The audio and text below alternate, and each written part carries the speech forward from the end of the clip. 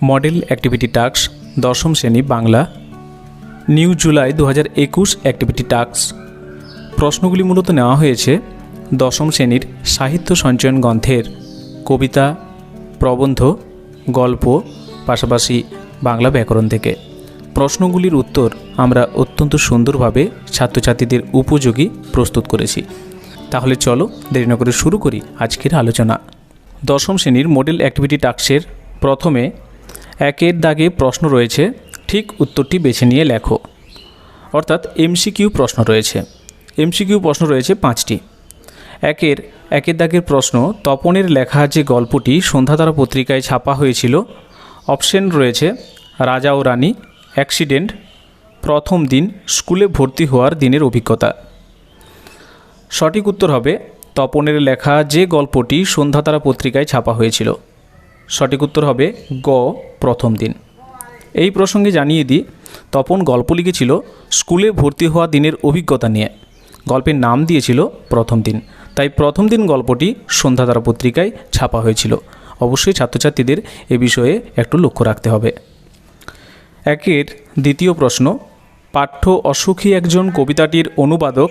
Option রয়েছে শঙ্খ ঘোষ, নবারুণ ভট্টাচার্য, উৎপল কুমার বসু, মানবেন্দ্র বন্দ্যোপাধ্যায়। পাঠ্য অসুখী একজন কবিতাটির অনুবাদক।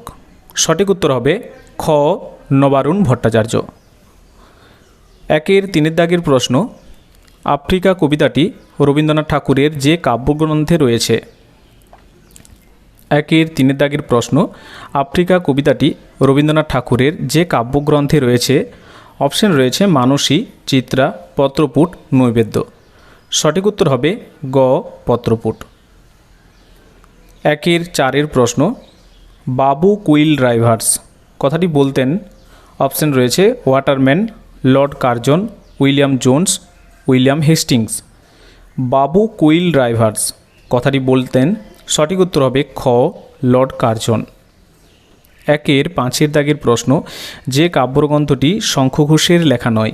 অপশন রয়েছে দিন ও রাত্রি, দিনগুলি রাতগুলি, পাঁজরে দ্বারের শব্দ, ধুম লেগেছে হৃদকমলে। শঙ্খ ঘোষের লেখা কাব্যগ্রন্থগুলি হল দিনগুলি রাতগুলি, পাঁজরের দ্বারের শব্দ, ধুম লেগেছে হৃদকমলে। এগুলি প্রত্যেকটি শঙ্খ ঘোষের লেখা কাব্যগ্রন্থ, কিন্তু প্রশ্ন এসেছে শঙ্খ ঘোষের লেখা নয়। সেই জন্য সঠিক উত্তরটি হবে ক, দিন ও রাত্রি। দিন ও রাত্রি শঙ্খ ঘোষের লেখা কাব্যগ্রন্থ নয়।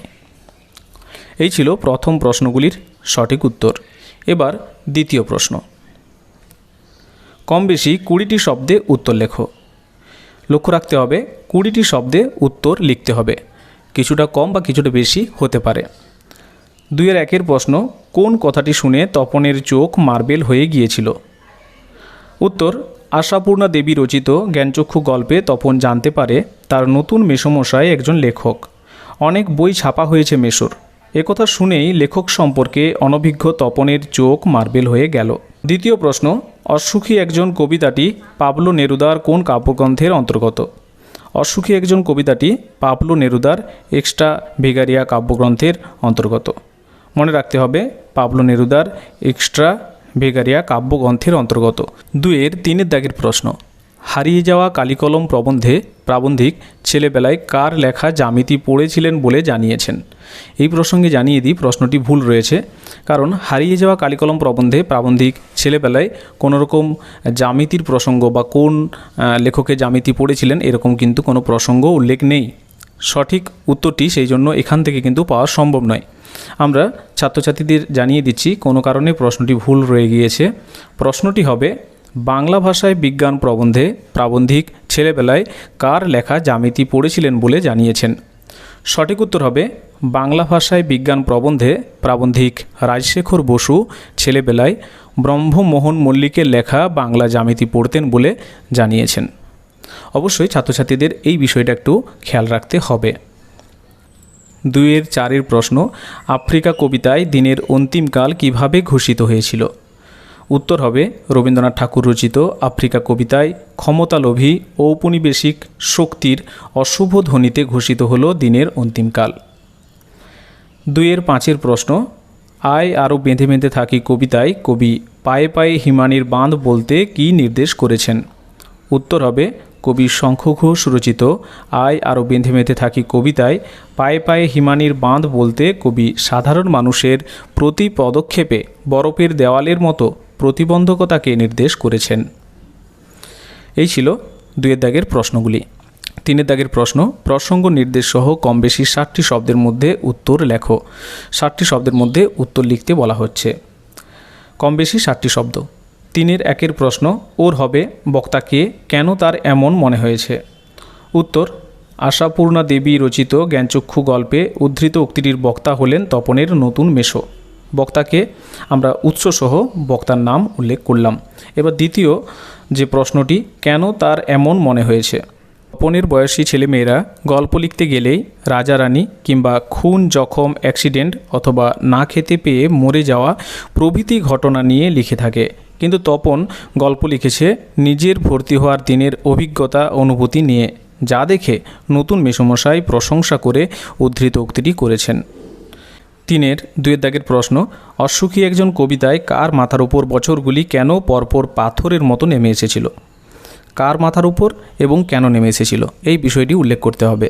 উত্তর হবে পাবলো নেরুদা রচিত অসুখী একজন কবিতায় কথকের জন্য অপেক্ষারত সেই প্রিয়তমা নারীটির মাথায় কথকের অনুপস্থিতিতে অসীম প্রতীক্ষারত যন্ত্রণাময় বছরগুলি পাথরের মতো অটল ও গভীরভাবে একটার পর একটা নেমে এসেছিল। আসলে কথকের এই না বলে চলে যাওয়া, ফিরে না আসা, এ কারণেই অপেক্ষারত নারীটির মাথায় যন্ত্রণাময় বছরগুলি পাথরের মতো পরপর নেমে এসেছিল। 3 দাগের প্রশ্ন, আমরা ভিখারি 12 মাস, আয় আরও বেঁধে বেঁধে থাকি কবিতায় কবির এমন মন্তব্যের কারণ বিশ্লেষণ করো। উত্তর হবে কবি শঙ্খ ঘোষ রচিত আয় আরও বেঁধে বেঁধে থাকি কবিতা থেকে উদ্ধৃতাংশটি নেওয়া হয়েছে। প্রথমে উৎস উল্লেখ করা হলো। এবার উত্তর, বিপন্ন সাধারণ মানুষের জীবনের দৈন্যতা, প্রতিকূলতার ছবি এঁকেছেন কবি, যেখানে প্রতি মুহূর্তে মৃত্যুভয় তাড়া করে।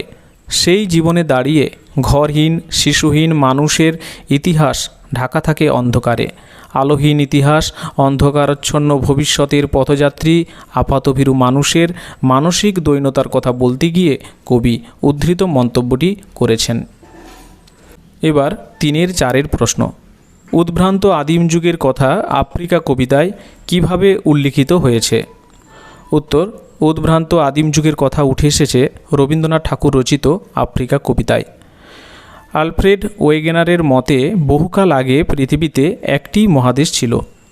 আফ্রিকা কবিতায় সৃষ্টির সেই আদিলগ্নের প্লেট তত্ত্বকে গুরুত্ব দিয়ে প্লেটগুলি নড়াচড়ার মাধ্যমে বৃহৎ স্থলভূমি থেকে বিচ্ছিন্ন হয়ে একটি মহাদেশ সৃষ্টির ভূগোলকে কাব্যিক ভাষাধান করে কিভাবে আফ্রিকা মহাদেশের জন্ম হলো, রুদ্র সমুদ্রের বাহু কিভাবে প্রাচ্যী ধরিত্রীর বুকের থেকে আফ্রিকাকে ছিনিয়ে নিয়ে এলো, উদ্ভ্রান্ত সেই আদিম যুগের ইতিহাস কবিতার প্রথমাংশে কাব্যিক অলঙ্কারমণ্ডিত ভাষায় প্রকাশিত হয়েছে। এই হবে সঠিক উত্তর। এবার 3-5 প্রশ্ন, আমি যেখানে কাজ করি সেটা লেখালেখির আপিস, সেই আপিসের চিত্র লেখক কিভাবে উপস্থাপিত করেছেন? উত্তর, প্রাবন্ধিক শ্রীপান্থ রচিত হারিয়ে যাওয়া কালিকলম প্রবন্ধ থেকে উদ্ধৃতাংশটি নেওয়া হয়েছে। প্রথমে উৎস উল্লেখ করা হলো।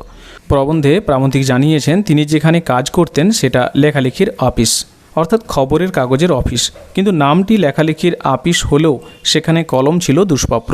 কেবল প্রাবন্ধিক সেখানে কলম ব্যবহার করতেন, বাকি লেখকেরা লিখতেন কম্পিউটারে। এ কারণেই কোনোদিন প্রাবন্ধিক কলম নিয়ে যেতে ভুলে গেলে কলম প্রায় জুটতই না, যদি বা জুটত তাহলে সেই কলম হতো গলা শুকনো ভোতামুখ কলম। এভাবেই প্রাবন্ধিক কলমহীন লেখালেখির আপিসের চিত্র তুলে ধরেছেন।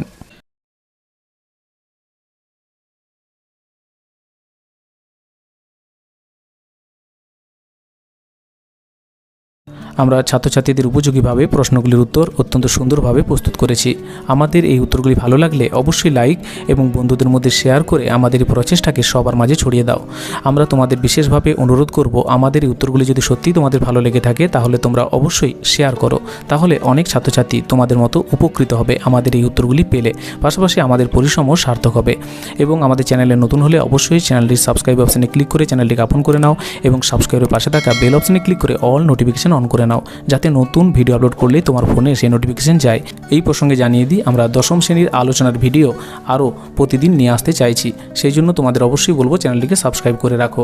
ভালো থাকো, পড়াশোনাতে থাকো। ধন্যবাদ।